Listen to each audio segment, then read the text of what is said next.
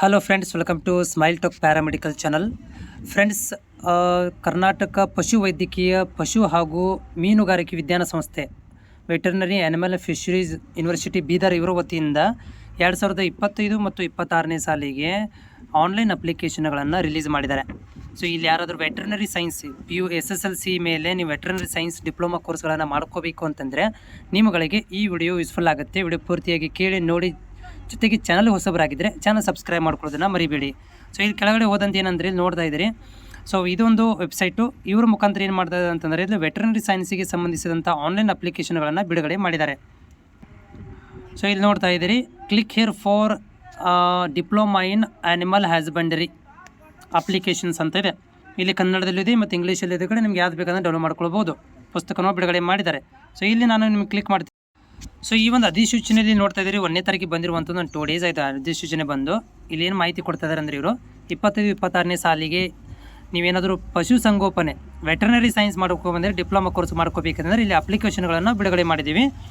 So ಇದರ ಬಗ್ಗೆ ಸಂಪೂರ್ಣವಾದಂಥ ಮಾಹಿತಿ ಕೊಟ್ಟಿದ್ದಾರೆ. ಏನು ಹೇಳ್ತಾ ಇದ್ದಾರೆ ಅಂದರೆ ಕರ್ನಾಟಕ ವೈದ್ಯಕೀಯ ಪಶುವೈದ್ಯಕೀಯ ಮತ್ತು ಮೀನುಗಾರಿಕೆ ವಿಜ್ಞಾನ ಸಂಸ್ಥೆ ಬೀದರ್ ಇವರು ವ್ಯಾಪ್ತಿಯಲ್ಲಿ ಬರುವಂತಹ 2 ವರ್ಷದ ಕೋರ್ಸನ್ನು ನಾವು ಏನು ಮಾಡಿದ್ರೆ ವಿದ್ಯಾರ್ಥಿಗಳ ಮೇಲೆ ಆನ್ಲೈನ್ ಅಪ್ಲಿಕೇಶನ್ಗಳನ್ನು ಕರೆದಿದ್ದೀವಿ. ಸೊ ಕೋರ್ಸ್ ನೋಡಿರಿ, ಹೆಸರು ಏನಪ್ಪ ಅಂದರೆ ಪಶುಸಂಗೋಪನೆ ಅಂತ ಇದೆ.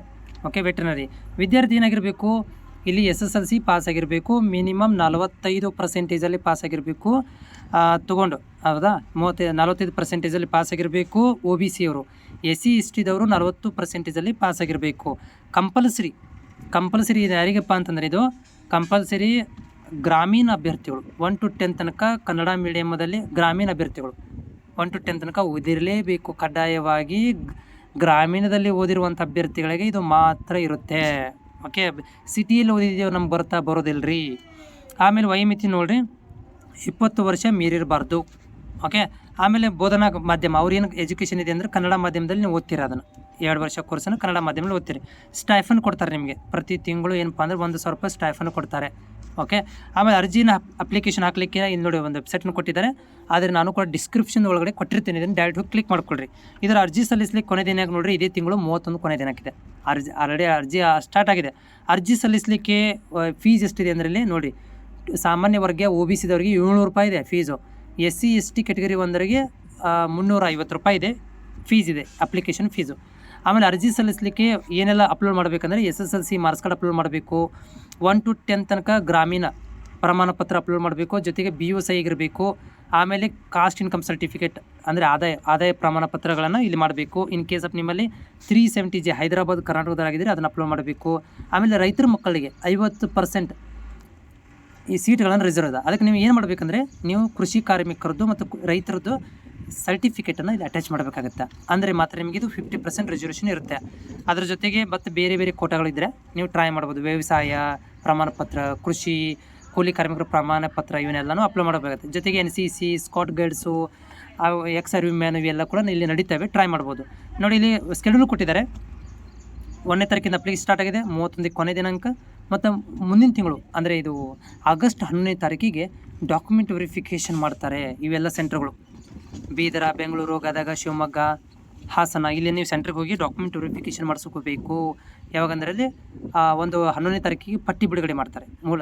ಆಮೇಲೆ ಏನು ಮಾಡ್ತಾರಪ್ಪ ಅಂತಂದರೆ ಇದು 75ಕ್ಕಿಂತ ಮೇಲಿದ್ದವರಿಗೆ 11ನೇ ತಾರೀಕು, ಅಥವಾ 75ಕ್ಕಿಂತ 60ರಿಂದ 75 ಒಳಗಡೆ 12ನೇ ತಾರೀಕಿಗೂ. ಅದ್ರ ಜೊತೆಗೆ ಅದಕ್ಕಿಂತ ಕಡಿಮೆ ಇದ್ದರು 60ಕ್ಕಿಂತ ಕೆಳಗಿದ್ದವ್ರಿಗೆ 13ನೇ ತಾರೀಕು. 3 ದಿನ ಡಾಕ್ಯುಮೆಂಟ್ ವೆರಿಫಿಕೇಷನ್ ಮಾಡ್ತಾರೆ. ಇದಾದ ಮೇಲೆ ಏನು ಮಾಡ್ತಾರೆ ಅಂತಂದ್ರೆ ಅವರು ವೆಬ್ಸೈಟಲ್ಲಿ 22ನೇ ತಾರೀಕು 8ನೇ ತಿಂಗಳಲ್ಲಿ ನಿಮ್ಗಳಿಗೆ ಲಿಸ್ಟ್ ಅನ್ನಿಸ್ತಾರೆ. ಯಾರು ಅರ್ಹತೆ ಪಡ್ಕೊಂಡ್ರೆ, ಯಾರು ಅರ್ಹತೆ ಪಡ್ಕೊಂಡಿಲ್ಲ ಅದನ್ನು ಲಿಸ್ಟ್ ಹಚ್ತಾರೆ. ಆಮೇಲೆ 26/8/2025ಗೆ ಫಸ್ಟ್ ರೌಂಡ್ ಲಿಸ್ಟನ್ನು ಹಚ್ತಾರೆ. ಆಮೇಲೆ 28ನೇ ತಾರೀಕಿಗೆ ಅಡ್ಮಿಷನ್ ಪ್ರಕ್ರಿಯೆ. 28ರಿಂದ 30 ತಾರೀಕು ತನಕ ಅಡ್ಮಿಷನ್ ಮಾಡಿಸ್ಬೇಕು. ಆಮೇಲೆ 2ನೇ ಪಟ್ಟಿ.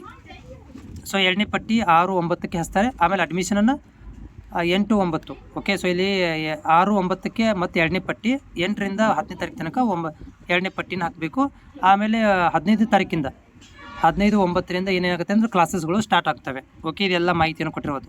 ನೆಕ್ಸ್ಟ್ ನಿಮಗೆಲ್ಲ ಏನಾದರೂ ನೋಡಿ, ಆದಮೇಲೆ ಅಪ್ಲಿಕೇಶನ್ ಓಪನ್ ಮಾಡಿ ತೋರಿಸ್ತೀನಿ ನಿಮಗೆ. ಸೊ ಈ ರೀತಿ ಅಪ್ಲಿಕೇಶನ್ ಓಪನ್ ಆಗುತ್ತೆ. ಆನ್ಲೈನ್ ಅಪ್ಲಿಕೇಶನ್ ಅಂತ ಕ್ಲಿಕ್ ಮಾಡಿದರೆ ಅಪ್ಲಿಕೇಶನ್ ಆಗುತ್ತೆ. ಫಸ್ಟ್ಗೆ ನೀವೇನು ಮಾಡಬೇಕಾಗುತ್ತೆ ಅಂದರೆ ರಿಜಿಸ್ಟ್ರೇಷನ್ ಮಾಡಬೇಕಾಗುತ್ತೆ. ಫಸ್ಟಿಗೆ ರಿಜಿಸ್ಟ್ರೇಷನ್ ಮಾಡಿಕೊಂಡು ಆಮೇಲೆ ಲಾಗಿನ್ ಮಾಡಬೇಕಾಗುತ್ತೆ. ರಿಜಿಸ್ಟ್ರೇಷನ್ ಮಾಡ್ಕೋಬೇಕಂದ್ರೆ ನೀವು ಕ್ಲಿಕ್ ಹಿಯರ್ ಫಾರ್ ರಿಜಿಸ್ಟ್ರೇಷನ್ ಅಂತ ಬರುತ್ತೆ. ಸೊ ಆ ರಿಜಿಸ್ಟ್ರೇಷನ್ಗೆ ನೀವು ಕ್ಲಿಕ್ ಮಾಡ್ಕೊಳ್ರಿ. ಅಲ್ಲಿ ನಿಮ್ಗೆ ಸಿಂಪಲ್ ಆದಂಥ ಮಾಹಿತಿಯನ್ನು ಕೇಳುತ್ತೆ. ಆ ಸಿಂಪಲ್ ಅಂತ ಮಾಹಿತಿಲಿ ಏನಂದರೆ ಯೂಸರ್ ನೇಮು, ಪಾಸ್ವರ್ಡ್ಗಳನ್ನು ಕ್ರಿಯೇಟ್ ಮಾಡ್ಕೊಳ್ರಿ. ನಿಮ್ಮ ಒಂದು ಯೂಸರ್ ನೇಮ್ ಉದಾಹರಣೆಗೆ ನಿಮ್ಮದು ಕಲ್ಲಪ್ಪ ಅಂತಿತ್ತು, ಕಲ್ಲಪ್ಪ 1 2 3 ಅಂತ ಹಾಕೋರಿ. ಓಕೆ, ಆಮೇಲೆ ಇಲ್ಲಿ ಯೂಸರ್ ನೇಮ್ ಒಳಗಡೆ ಒಂದು ಏನಾರು ಯೂನಿಕ್ ನೇಮ್ ಕೊಡ್ರಿ. ಆಮೇಲೆ password, confirmation password, date of birth, mobile number correct hockey, Gmail I D hockey, diploma ಅಂತ ಕ್ಲಿಕ್ ಮಾಡಿ ಇಲ್ಲಿ ನೀವು ರಿಜಿಸ್ಟ್ರೇಷನ್ಗೆ ಕ್ಲಿಕ್ ಮಾಡಿದರೆ ರಿಜಿಸ್ಟ್ರೇಷನ್ಗೆ ಇದು ಮಾಡಿಬಿಟ್ರೆ ನಿಮ್ಗೊಂದು ಮೆಸೇಜ್ ಬರುತ್ತೆ, ಯುವರ್ ರಿಜಿಸ್ಟ್ರೇಷನ್ ನಂಬರ್ ಪಾಸ್ವರ್ಡ್ ಅಂತ ಬರುತ್ತೆ. ಅದನ್ನು ಏನು ಮಾಡಬೇಕು, ನೆಕ್ಸ್ಟಲ್ಲಿ ನೀವು ಹೋಗಿ ಸೊ ಇಲ್ಲಿ ಕೆಳಭಾಗದಲ್ಲಿ, ಓಕೆ ಇಲ್ಲಿ ಕೆಳಭಾಗದಲ್ಲಿ ತೋರಿಸ್ತಾ ಇದ್ದೀನಿ ನೋಡಿ. ಓಕೆ, ಇಲ್ಲಿ ನೋಡಿ, ಇಲ್ಲಿ ಯೂಸರ್ ನೇಮು ಪಾಸ್ವರ್ಡಲ್ಲಿ ಏನು ಕ್ರಿಯೇಟ್ ಮಾಡಿರ್ತೀರ ಅದನ್ನು ಮತ್ತು ಇಲ್ಲಿ ಕ್ಯಾಪ್ಸನ್ನು ಹಾಕಿ ಲಾಗಿನ್ ಅಂತ ಕೊಟ್ಟಾಗ ಒಳಗಡೆ ನಿಮಗೆ ಸಂಪೂರ್ಣವಾದಂಥ ಮಾಹಿತಿ ಹಾಕಬೇಕಾಗತ್ತೆ. ಸಂಪೂರ್ಣವಾದಂಥ ಮಾಹಿತಿಯನ್ನು ಹಾಕಿ ಸಬ್ಮಿಟ್ ಕೊಟ್ಟು ಪ್ರಿಂಟ್ ತೊಗೊಂಡು ಇಟ್ಕೋಬೇಕಾಗುತ್ತೆ. ಕೌನ್ಸಿಲಿಂಗ್ ರೆಡಿ ಮಾಡ್ಕೋಬೇಕು.